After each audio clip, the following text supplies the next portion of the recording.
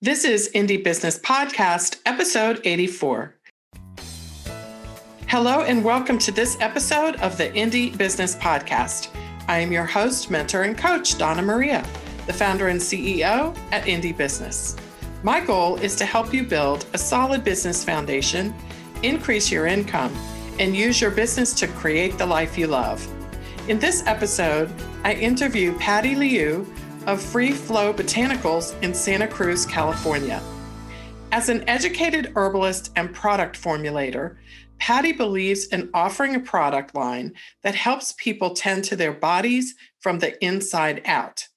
In addition to a line of skincare, she also offers holistic coaching services and distance Reiki sessions to assist her clients in maintaining maximum well-being. Managing multiple income streams requires consistent self-care, and Patty dives into her personal self-care rituals in this episode. Her brand relies heavily on the ancient practices of her Asian women ancestors, and in this episode, Patty describes how this very personal connection is integrated into every product she makes. You can get a summary for this episode at indiebusinessnetwork.com/84. And now let's talk with Patty. But first, this episode of Indie Business Podcast is brought to you by the Indie Business Retreat. Join me in January for a transformational time of learning and growth at the beautiful Club Med Miches Playa Esmeralda in the Dominican Republic. Enjoy snorkeling, a sunset cruise, maybe even some whale watching, and the opportunity to strategize in paradise as you formalize your plan for an amazing new year of business. Reserve your spot before they're all gone at indiebusinessretreat.com. And now let's welcome Patty Liu of Free Flow Botanicals in Santa Cruz, California. Patty Liu from Free Flow Botanicals in Santa Cruz, California. Welcome to Indie Business Podcast. Thank you so much, Donna Maria. Now, one of the things that I found so fascinating when I first started poking around and doing research on you was that you have this amazing background in like the herbal and biochemical arena. So I want to start by asking you a little bit about these various degrees that you have and how they led you to entrepreneurship at Free Flow Botanicals.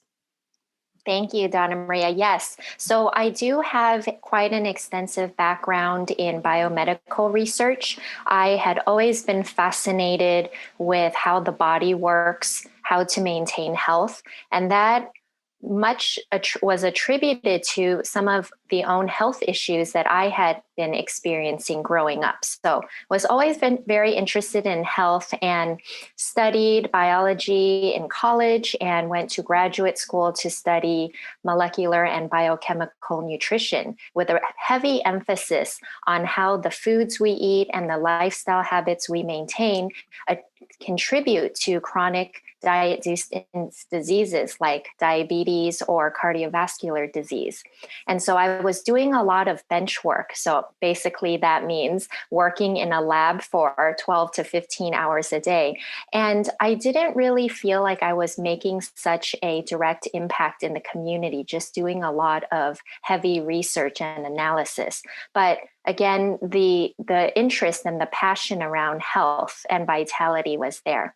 And so alongside of that, in the herbal realm, I grew up with a Chinese mother who immigrated here from Taiwan in the early 70s. She immigrated to San Francisco with my father. And I grew up in a household where I was constantly smelling herbal remedies simmering on the stove, watching my mom work with various dried herbs.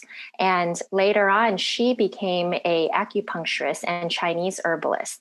And it was around that time I began to really dive more deeply into the power of herbal medicine.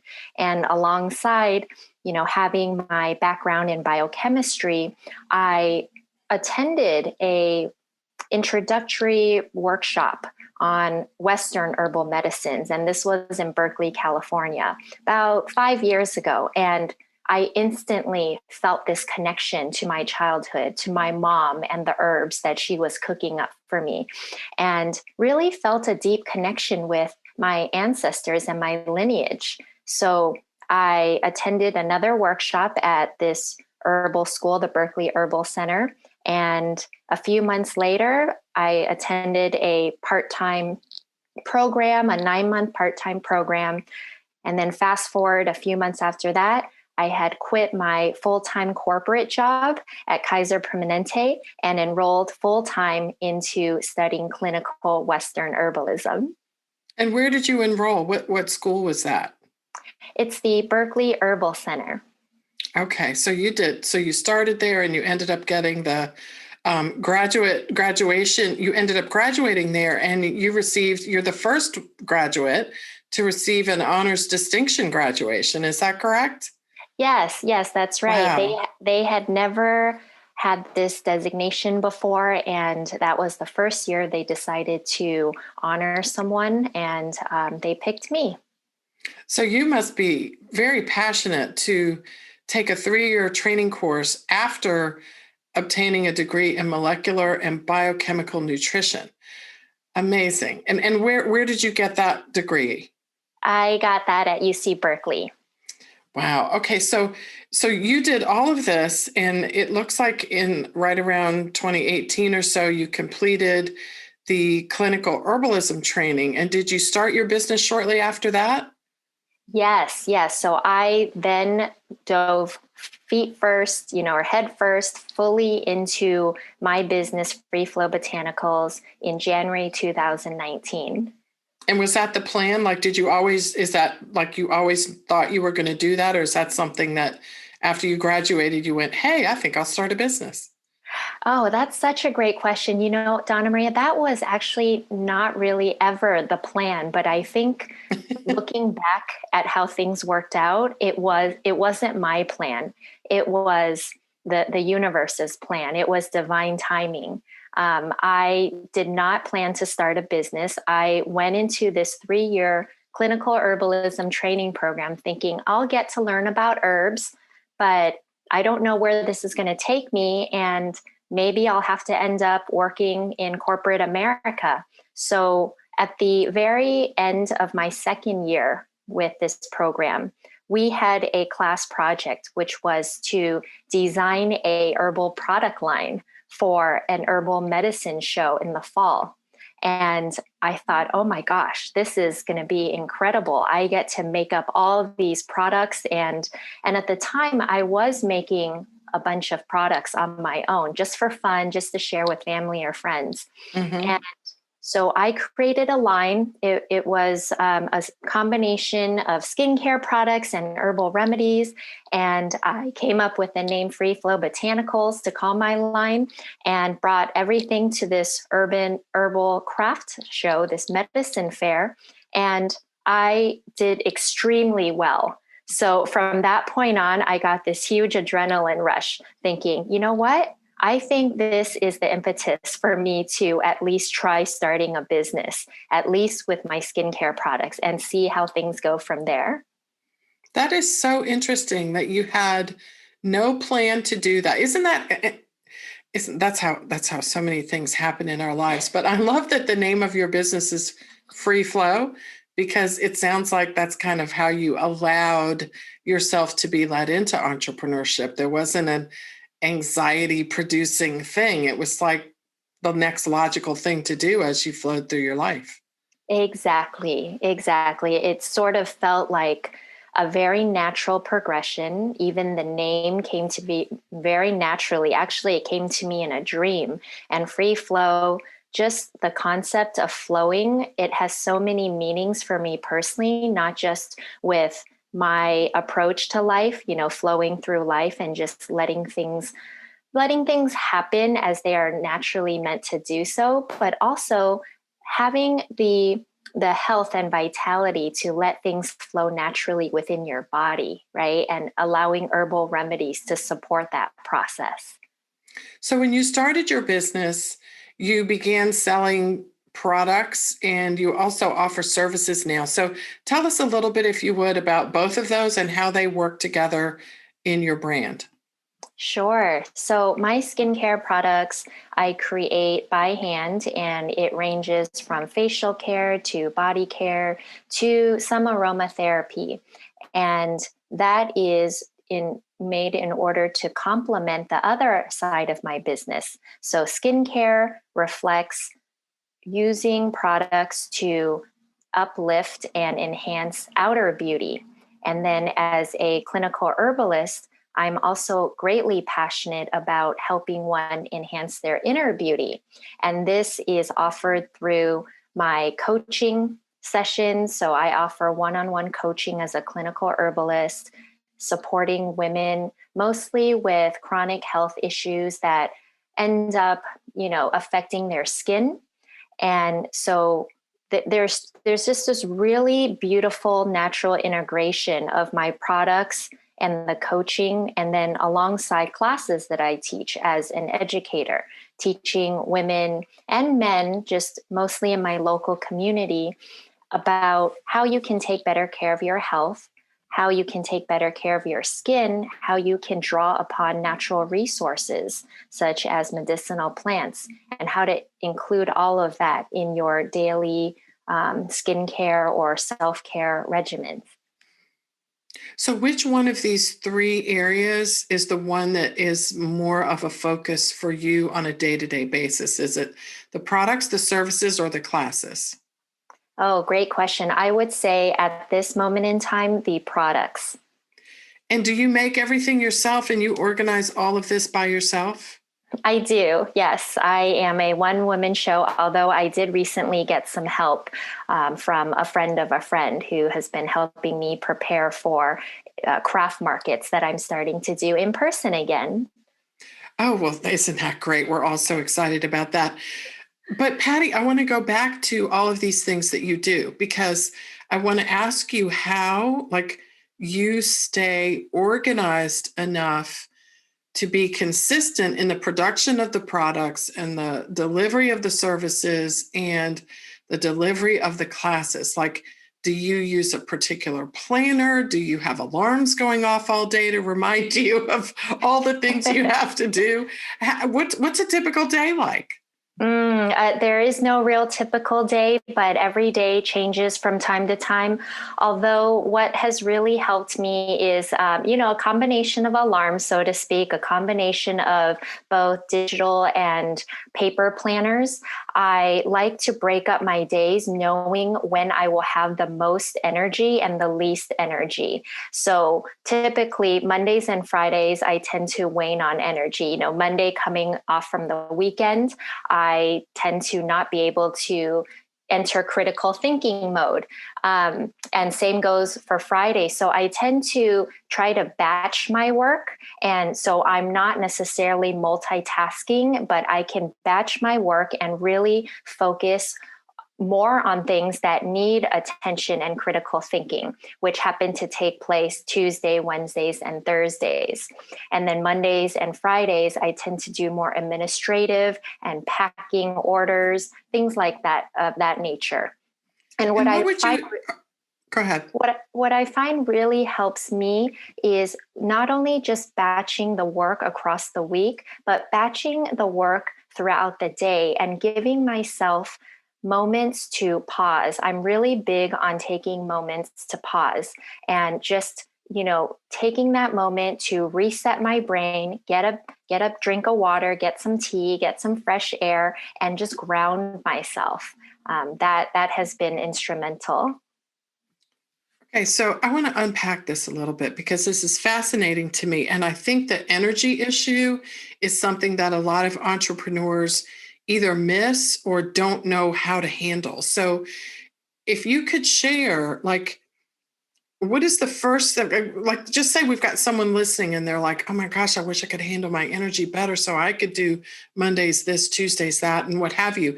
What would you say to someone who's like, okay, like, what do I do? Like, if I know I'm a night person, or if I know I'm a morning person, or if I know, Wednesday is always a hard day because my kids have some activity or whatever, like, what are the first things that you would suggest we do to kind of start to break that apart so that we can maximize these energy flows so that we can be doing what we should be doing at different times of the day? Yes.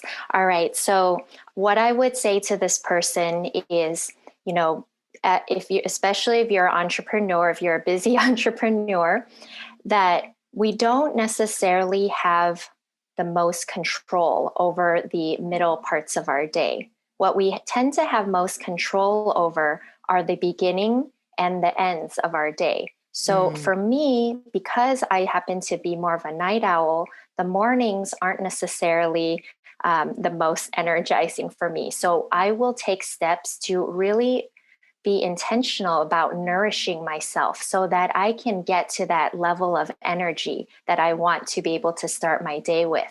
And that all starts with my own morning beauty ritual. And when I tell people about my morning beauty ritual, they are expecting to hear about me pampering my skin and, doing things to enhance my outer beauty. But really, it's a focus on my inner beauty. And I'll just share my morning beauty ritual with you quickly, if that's okay. Absolutely. I want to hear it.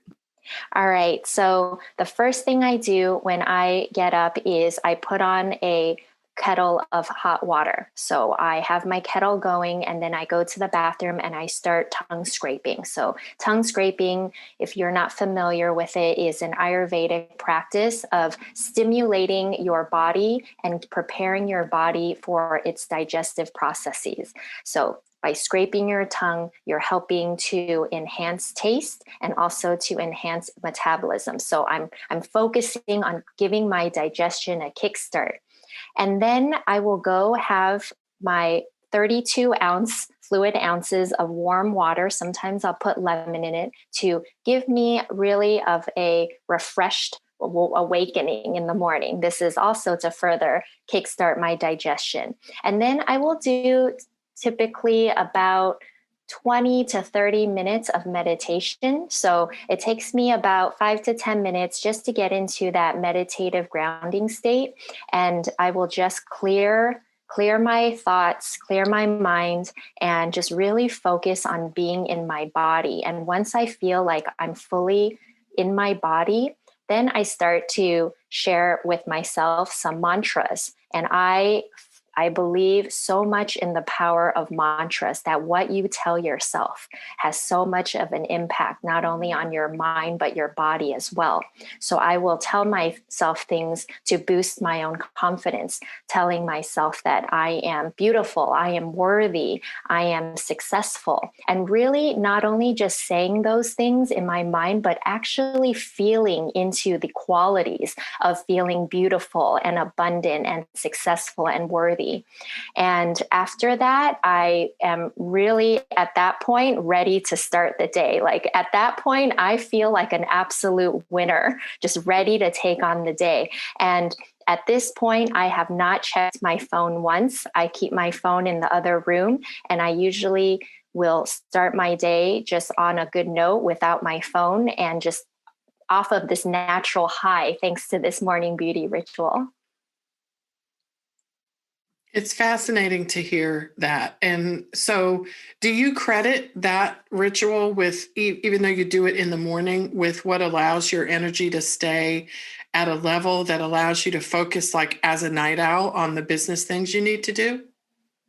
Yes, definitely. Definitely. That and taking adequate breaks throughout the day and saving tasks for when I don't have as much energy, like, for example, packing orders. So I pack all my own orders, and that can be pretty time consuming. And so I'll save that for after dinner, for example, when I can just listen to a podcast or listen to a Clubhouse talk and be standing, right? Because I don't like to sit right after I eat. So I like to stand and get some movement in. And while I'm packing orders, which doesn't require me to actually think a lot. So that's just sort of what has helped me become more efficient as I continue to grow in my business. So, Patty, let's talk really quickly about momentum. You talked about taking breaks throughout the day.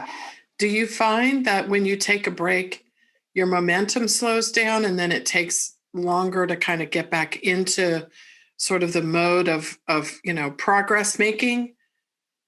Yeah, sometimes, but Because I am just like this complete nerd about checklists, when I create my checklist for each day for the entire week, I just know that I will feel extremely good and accomplished when I have the items on my checklist crossed off. So for me, that is a motivator because once I know I have things crossed off, I can, relax. I can fully relax and decompress from that day.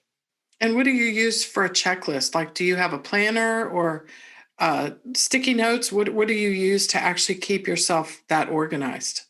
So it is a cross between creating a checklist in Microsoft OneNote, which I use for pretty much everything, tracking my notes, my meetings, tracking my tasks. I switch between that and a whiteboard. So I have a pretty large whiteboard that taped to my wall, which I use quite a bit.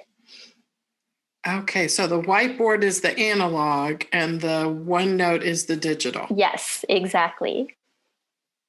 So no paper planner. No paper planner at this moment. Interesting. It's fascinating to hear how people do this, and that's why I wanted to pause on that because I know people like to hear, because we all like to hear like how can maybe there's some tips that we can use to kind of restructure how we do things, and it's a never-ending process to figure this stuff out, right? It's like exactly. Next year could be totally different, which is so interesting because we change and our businesses change. Exactly. Now, your business, Free Flow Botanicals, is in large part based on like your Asian history and the lifestyle that is known, like Asian beauty secrets and so forth. So tell us a little bit, if you would, about how that ties into your brand and what it means to you personally. Oh gosh. Thank you for asking this question, Donna Maria. It is everything in my brand. As someone with a Taiwanese and Japanese cultural heritage, I have been always fascinated by the beautiful, radiant skin of women I meet when I go to countries like Taiwan and Japan. And so when I started Free Flow Botanicals, I wanted to tap into these beauty secrets to unearth the richness of all the herbs and natural ingredients that women in Asia prize as beauty treasures. And so I began looking into beauty rituals of Japanese geisha, learning their secrets of how they use sake, which most of us know as a lovely rice fermented drink, but they use sake to wash their faces and cleanse their faces. There are popular medicinal herbs like licorice root, which are known to enhance digestion by providing moisture to the organs such as the gut. And so, the same thinking applies to how these herbs can benefit the skin, because how I view the skin is that it is our gut, but it's the interface between us and the external environment, whereas our gut is what is our skin on the inside, if that makes sense. So it does make sense, even though I don't know it in depth. You explained it very well. So when you talk about the use of these herbs and like the sake, for example, what you're saying is that when you ingest these things, there is a moisturizing of your insides that flows, I guess, to the outside, so that no matter what else you're doing on the outside, they kind of work together to give you the energy and the health and the vitality and the look and the natural glow that you can use to move your life forward. Is that kind of what you're saying? So yes, that is actually another really good point. So having that effect of an herb support you internally and letting that raise your energy levels and improve your health and vitality so it flows on the outside. Yes, absolutely.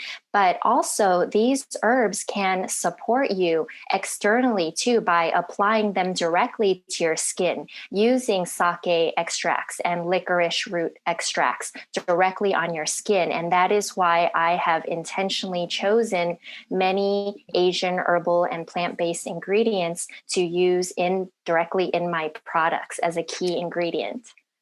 So, in addition to having the educational background in this area, I would imagine it's very personally gratifying to be able to also combine your personal history into it as well. And remembering your mom sort of educating you very early on, standing at the stove, using these sorts of ingredients to help everyone in her family. Yes, absolutely. Yes. And when I am creating my products, I feel a very deep connection to my ancestral lineage, hearing and tapping into the wisdom of my ancestors, especially the females in my ancestral lineage. I come from a long lineage of healers, of medicine workers, and I do feel that connection is deepened whenever I'm connecting to the plants and connecting to the plants through making my products. That's so inspiring. And I think that for those of us who make things, if we can somehow connect what we're making today with an ancestor who made it generations ago, there is something that's so fulfilling and so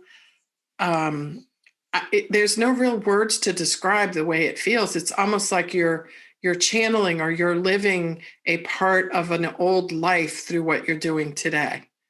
Yes, exactly. Exactly. And I would say if there's someone out there listening who doesn't make skincare products or products with plants per se, that even just getting your hands on some soil, whether it's soil in your garden or soil in a pot, I feel like that can help you tap into your lineage, because at one point our ancestors all worked with soil, right? And so that is a really great portal into that, deepening that connection as well.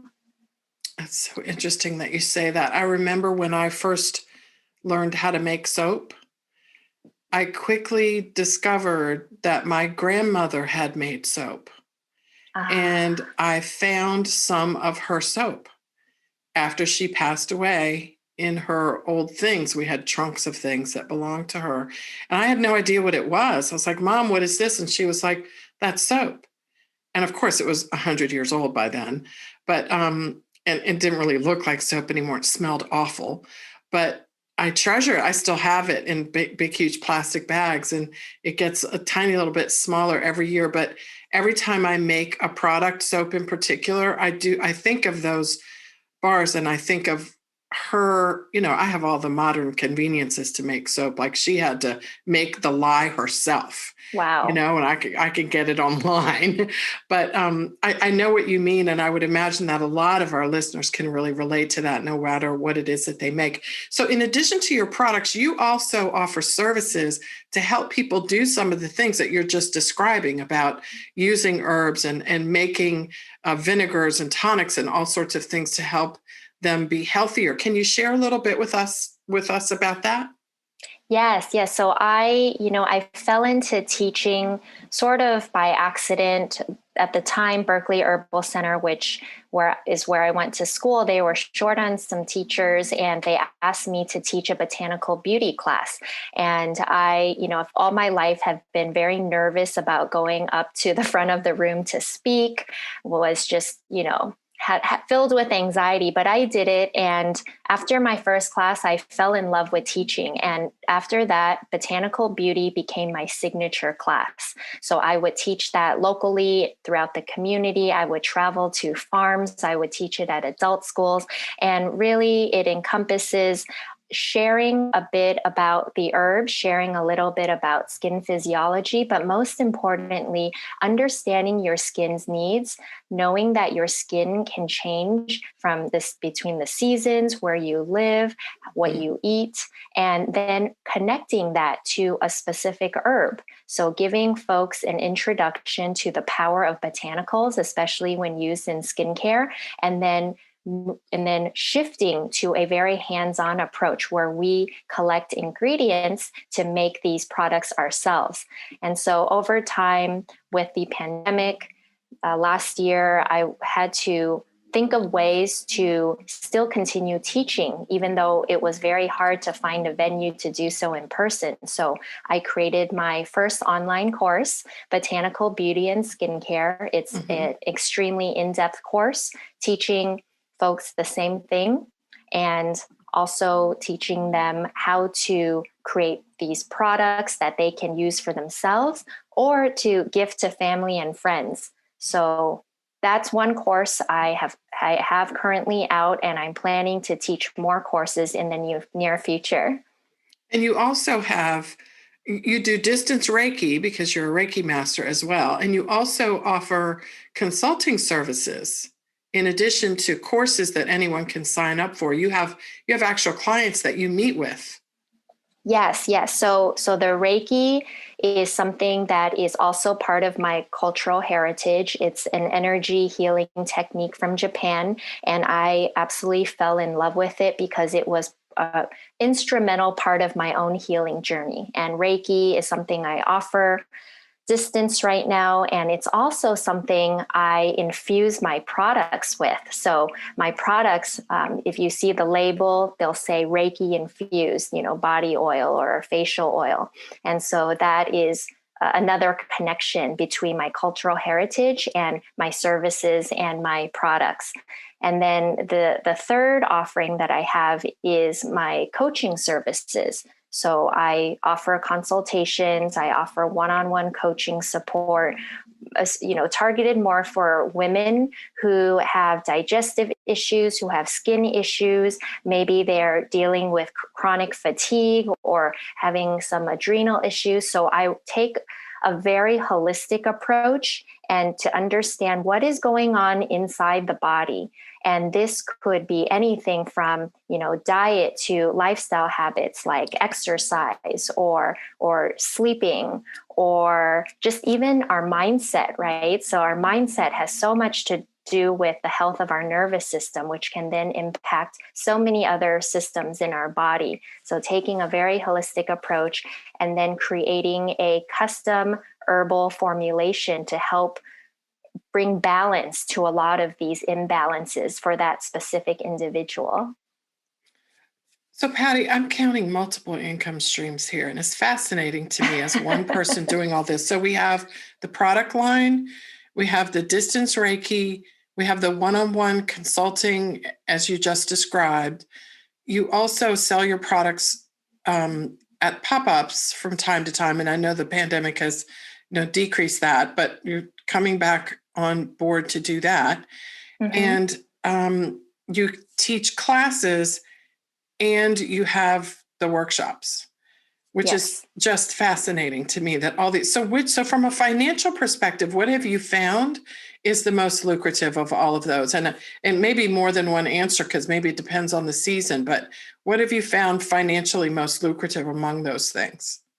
So at this point in time, given that it is my third full year in business, the products, hands down, just having worked with a financial consultant and really looking at the data, really looking at the numbers, the products are doing well, specifically wholesale products. And I was surprised to learn that, but that's been how it's been going so far.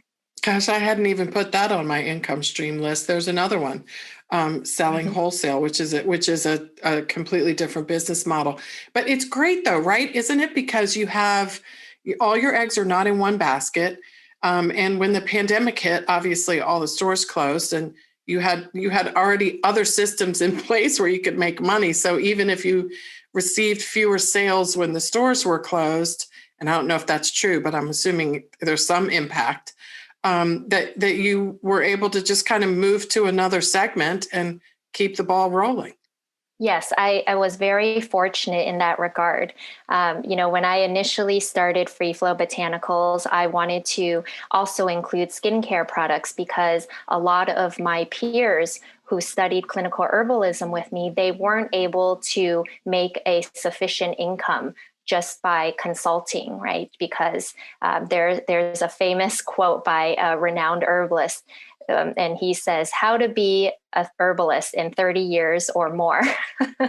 And so I knew it would take time to develop and establish authority in that area. And I also knew that skincare products is something that most people consider to be less of a financial commitment and less of a time commitment. It's much easier to buy a cream or an oil off of a website than it is to invest in a 3-month coaching program, right? How about that, right? Yeah.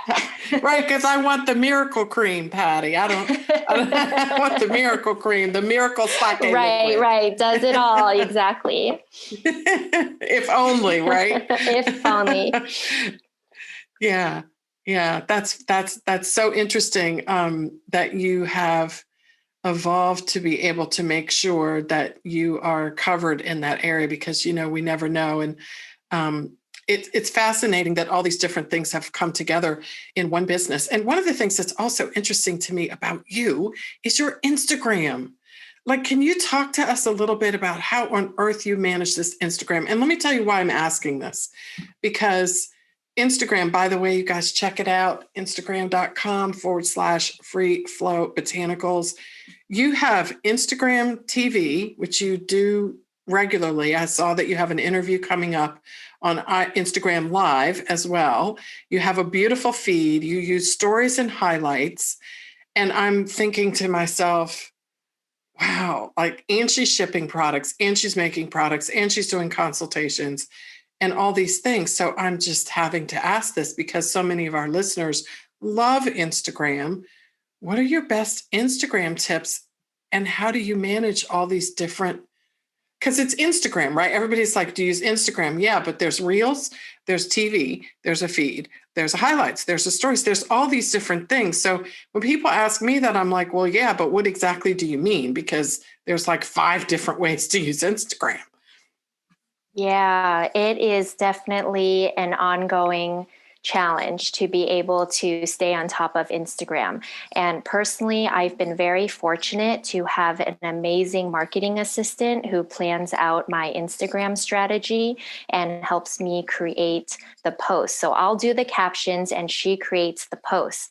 But what I will share that has helped me tremendously is actually what I learned from you, Donna Maria, in the Maker membership program, the course that I took with you, is always be thinking of ways to repurpose your content, right? Because when I first started thinking about how to repurpose my content, the first thought that came to mind was, well, people are going to be so sick of hearing me talk about this one ingredient in different ways.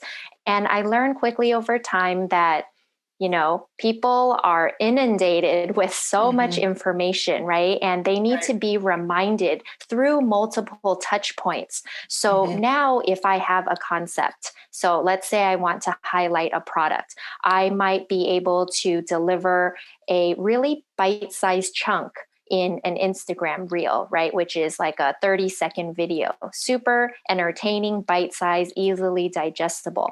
I might be able to share a little bit of history or context in an Instagram post through a caption. I might be able to then add a little bit more detail to that Instagram post caption and then convert that into a blog post. And then if I want to add a little bit of a personal touch and really dive deep and more so related to my personal connection or history with that product or ingredient, then I'll host the Instagram Live. So it's all centered around one concept, one product, but you're just giving it a different spin, right? You're just giving it a bit more context in different ways, but each way is all bite-sized and digestible pieces of information for your audience to consume and not feel overwhelmed. You make it sound so simple. It's so interesting. You learned that from me. I need to take my own class because I haven't been doing such a great job of that lately. So thanks for the reminder. But yes, content is, of course, everything. Well, not everything, but it's a lot of things, and being able to reuse it. And I love what you reminded everyone and myself too, Patty, about, and that is that people don't really care. They're not going to care if they saw a little bit about ginger over here and a little bit over there as well. They probably didn't see it the first time. You put it out there anyway. So that's a super great reminder. What are some of your favorite apps to use for Instagram? So apps to create for Instagram? Yes, like you have any favorite video or editing tools or what have you? So I use, what's it called? I'm going to pull up my phone real quick. So I love Canva for Instagram. I love, what is it called? It's called InShot. InShot is amazing for creating Instagram reels. It just because right now I think along with many other users, are experiencing a lot of glitches with Instagram. I think they're acknowledging these glitches, especially when creating reels. So I love using InShot, and I fully understand the power of reels because it just gives you so much more exposure and eyeballs on your feed. Right. I also, what's another one I love using? I think, and I love using Later. So Later is a planning tool that helps you write out your caption. It helps you count your hashtags because you can only have a maximum of 30 hashtags in your post. Right. And if you upgrade to the paid version, it gives you recommendations for hashtags based on your feed, based on your industry, and based on the content that you've been putting out there. So that's a really nice one. So those three are just sort of my go-tos. There are probably others. I just can't remember them off the top of my head. Oh, there are so many others. I know. I'm so glad that you shared a few of the ones that you use most frequently, because that's a common question. It's like, yeah, we all know what Instagram is, but sometimes we can be like a deer in headlights when we look at all the apps because there are so many of them. So it definitely helps to hear what someone with a feed like yours uses, because it's inspiring, and maybe we can look at it and go, I can do this too. Yes. And your morning routine is just going to add to that, right? We're just going to do everything Patty said. Oh. And and please let me know how it goes if you try out any of that. Well, it's always a work in progress, though. It's like I could ask you these same questions in 12 months and the answers would be totally different. Exactly. I think as human beings, we are constantly evolving, constantly growing, hopefully pushing ourselves and challenging ourselves so that we can bring ourselves to the next level. As a business coach once told me, he said that being an entrepreneur is like going on a spiritual journey. You're constantly reinventing and challenging yourself and reapplying the knowledge that you once learned to new ventures and avenues. That's very, very true. I have always thought that entrepreneurship was the best personal development tool on the planet. Yes, I couldn't agree with you more. What it is. It's not about money. Obviously we all need some, and you don't have a business if you don't have any, but being able to better yourself, because you can never have a business that's better than you are. So consistently improving yourself is always important. So you mentioned that you have a marketing assistant. How did you find that person? So I put an ad out on an amazing website called Hubstaff Talent. Mm-hmm. And it's kind of like Fiverr, but I feel like the contractors and self-employed folks who are on Hubstaff Talent are more interested in a long-term partnership, whereas on Fiverr, I felt that, at least from what I came across, was more project-based. So I found a very lovely woman through Hubstaff Talent, and her credentials were amazing, and she now supports me part-time 20 hours a week and just has been phenomenal. That is so great. And it's interesting, just a little snippet of what you said about Fiverr.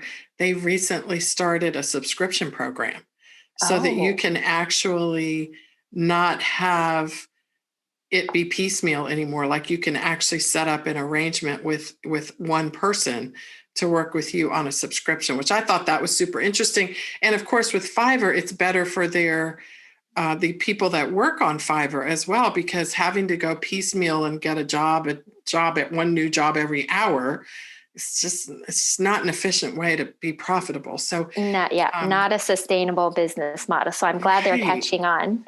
It seems like they are, but thank you for sharing hub staff talent. That's a great idea. So as we close out, Patty, we'd love to know, like, what is on the horizon for Free Flow Botanicals? Oh, such a great question. So I am back into vending at outdoor markets. I have a couple lined up and just applying for more this summer. So I love connecting with people in real life. So that will be a great opportunity. I am planning to teach more classes related to beauty and skincare and holistic health. That will probably be through a women's collective locally or just through my own website. I'm also planning to launch at least 3 new products this year, and they will be very specific to this, not only the skin, but also internal health. So I'm launching a pain relief oil next month, or relaunching, I should say. I'm reformulating one I made last year and supporting women's health in addition to women's skin health. So that's all I can share for now, but I'm very excited about these new products coming. Well, we hope you'll come back and give us the scoop once you're able to share, so that we can help you get the word out and also cheer you on. So Patty, my last question for you is to share, if you would, what is your best piece of advice for a maker who's new that really wants to hit the ground running? What advice do you have? What startup tips can you share with her? Oh, that's a great question. So just thinking back to my own experiences, and as much as I love just the concept of flowing, right? So I'm just this very like free flowing creature, but when it comes to business, I am the ultimate planner. So if you are new to business, if you're just starting out, really take the time to plan out what your goals are. What kind of lifestyle do you want to create for yourself? What business problem are you solving? Who are you helping? So really taking the time to craft that out for yourself, whether it's in the form of a business plan or just writing it down in your journal, taking that time to find out why you are in business, like your why. That's so important. The how you support people through your business will come. The what you support people with in your business will come, but you got to start with the why. Why are you in business? Because when times get tough, when you feel like quitting, when you don't want to get out of bed in the mornings, going back to your why will be the ultimate motivator. So that's what I would say, 1. And 2, don't be afraid to invest in coaching, right? Because chances are what you want to do, someone or multiple people have already done that. So they have the experience and wisdom under their belt, and they can help guide you, right? So they can help you avoid some of the common pitfalls as a entrepreneur starting out, and they can help you craft a really good plan or a strategy to ensure your success. Those are excellent tips. And you've provided so many in this episode. Thank you so much for sharing with us. Everyone, head over to freeflowbotanicals.com. Check out Patty's product line and all the services that she offers. And I definitely encourage you to check her out on Instagram. She hosts regular like talk shows, and she shares so much information in snippets, and she interviews people, and she really enjoys what she's doing, which is half the pleasure of watching. So thank you so much, Patty, for sharing your brand with us, a little bit about your brand story, and we look forward to seeing you at your website and on Instagram, of course. Thanks so much for having me, Donna Maria. It's always a pleasure chatting and connecting with you. Thanks, Patty. Bye now. Bye. Well, I hope this episode of the Indie Business Podcast left you inspired, motivated, and excited about the future of your small business. Let's quickly review 3 of the most significant business insights Patty and I discussed today. Number 1, the power of a morning ritual.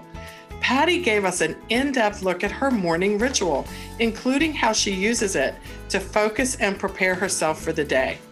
She credits her morning routine for sustaining her energy level throughout every day and into the evening. Patty also emphasized the importance of coordinating business tasks with different energy levels. For example, she doesn't like to sit after eating, so the hours after dinner are the perfect times for her to pack orders, which of course requires her to be standing and moving around a little bit, but which doesn't require a lot of brain power. Number 2, repurpose that content, y'all. While the Free Flow Botanicals Instagram page, including the feed, stories, reels, Instagram TV, and highlights may seem complicated and difficult to maintain, Patty said that she's constantly repurposing existing content. She reminded us that the fact that our customers are inundated with content all day long means that we must often share the same content in multiple formats in order to attract their attention. It's a great reminder that we can successfully use content in more than one place and at different times, so that we are not always having to reinvent the wheel from scratch every time we post. Number 3, invest in a business coach. Patty reminded us that one of the most important things we can do as entrepreneurs is to invest in a coach who has already done what we want to do. You and your business are worth it. Well, if you're listening to this podcast on Apple Podcasts, won't you do me the honor of rating this podcast? It helps me so much to know that you appreciate the amazing people and stories featured on the Indie Business Podcast.